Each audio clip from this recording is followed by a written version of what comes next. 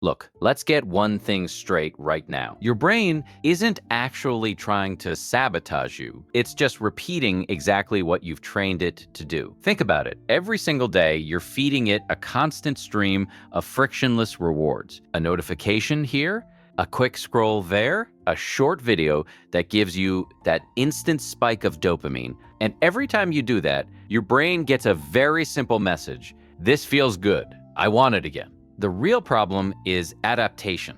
When your mind is flooded with easy pleasure all day long, it stops responding to the rewards that actually require effort.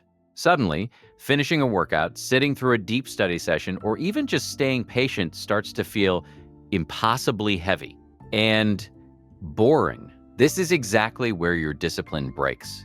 You wake up with great intentions, but by noon, you're right back in the same loop.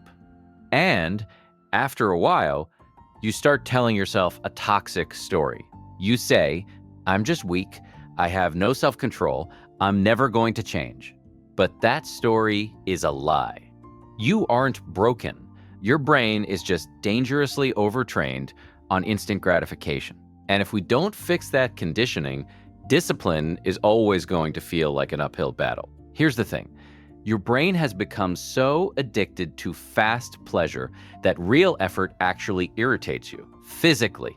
When you ask it to focus, it fights back. But there is good news. That resistance isn't permanent. You can actually retrain your brain. And no, it doesn't take 6 months of acting like a monk to do it. You can snap out of it with a simple 21-day reset. Now, to be completely clear, these 21 days aren't about waking up tomorrow as a flawless, high-performance machine. They're about pulling your brain out of that paralyzed state where every difficult task feels unbearable. Right now, your biggest enemy isn't laziness, it's conditioning. So, let's break it. This reset happens in 3 phases. Phase 1, days 1 to 7. Cut the noise. For this first week, your goal isn't massive achievement. Your goal is silence. You have to reduce the constant background noise that's eroding your attention span. Rule number 1, reclaim your morning. Do not touch your phone for the first 30 minutes after you wake up. That means no scrolling, 0 notifications, and definitely no videos while you make your coffee. If you hand your brain cheap dopamine the second you open your eyes, you've already lost the battle for the day. Rule number 2, break the automatic scroll.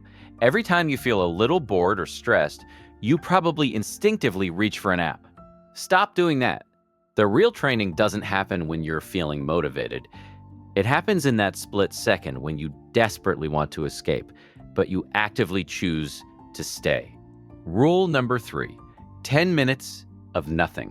Spend just 10 minutes a day with absolutely 0 stimulation. No phone, no music, no background noise. Your brain desperately needs to relearn a fundamental truth. Boredom is not dangerous, silence isn't painful, and you don't need to be entertained every waking second. Honestly, if you can't tolerate 10 minutes of quiet, holding focus on a hard task is just a fantasy. Phase 2, days 8 to 14. Train discomfort. Now, the real work begins. Discipline doesn't come from a sudden burst of motivation. It comes from learning how to sit inside discomfort without running away. You don't need a better schedule. You need a higher tolerance for boredom and pressure. During this week, create one highly focused work block every day. Just 25 minutes. One task, one goal. Absolutely 0 multitasking. If your mind is screaming at you to check your phone 10 minutes in, good. That is the actual training.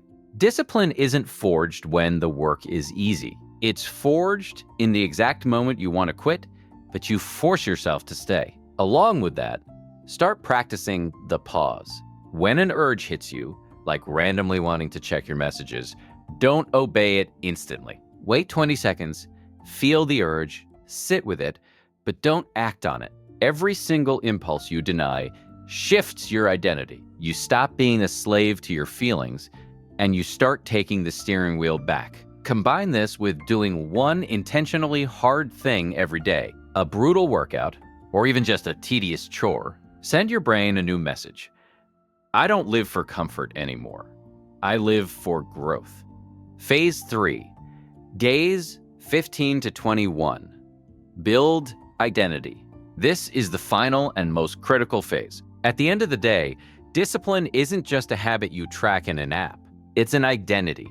If deep down you still see yourself as the guy who's lazy, you will eventually self-sabotage. You'll fall back into the old patterns. So, in this final week, we build identity through structure. First, wake up at the same time every day. It doesn't have to be 5 a.m., but it needs to be consistent because a chaotic routine breeds a chaotic mind. Second, schedule your hardest task at a fixed time.